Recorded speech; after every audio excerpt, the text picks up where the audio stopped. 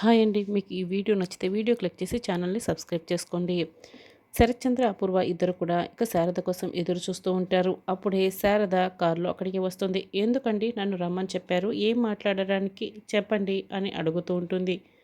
విడాకుల గురించి మాట్లాడాలి అని వాళ్ళు చెప్తారు. నేను విడాకులు ఇవ్వడానికి ఒప్పుకున్నాను కదా, ఇంకేం మాట్లాడాలి అని శారద చెప్తుంది. నువ్వు కేపీని ఒప్పించాలి, విడాకులు ఇచ్చేలా చేయాలి అని అపూర్వ, శరత్చంద్ర ఇద్దరు కూడా చెప్తారు. అయ్యో నేనేంటండి ఒప్పించేది, మీరే ఏదో ఒకటి చెప్పి, లేకుంటే మీరాతో చెప్పి ఆయన్ని విడాకులు ఇచ్చేలా ఒప్పించండి అని శారద అడుగుతుంది. లేదు, ఎవరు ఒప్పుకున్న పని వాళ్ళే చేయాలి. నువ్వే కేపీని విడాకులు తీసుకోమని, విడాకులు ఇవ్వమని ఒప్పించాలి అని అపూర్వ చెప్తుంది. ఒకవేళ నేను చెప్పినా ఆయన వినకపోతే అని శారద అడుగుతుంది. అప్పుడు భూమి గగన్ల పెళ్ళి జరగదు.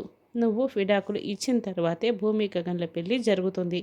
ఇదిగో పేపర్స్, దీని మీద నీ సంతకాలు పెట్టేసి విడాకులు ఇచ్చేలా చెయ్యి, కేపీతో కూడా సంతకాలు పెట్టించు అని విడాకుల పేపర్స్ని శారద చేతిలో పెడతారు. అర్థమవుతుంది కదా శారద, నువ్వే ఒప్పించాలి, కేపీ దగ్గర సంతకాలు కూడా చేపించాలి, లేకపోతే గగన్ భూమిల పెళ్ళి జరగనివ్వము అని అపూర్వ వాళ్ళ శరత్చంద్ర వాళ్ళ నిర్ణయం చెప్పేస్తారు.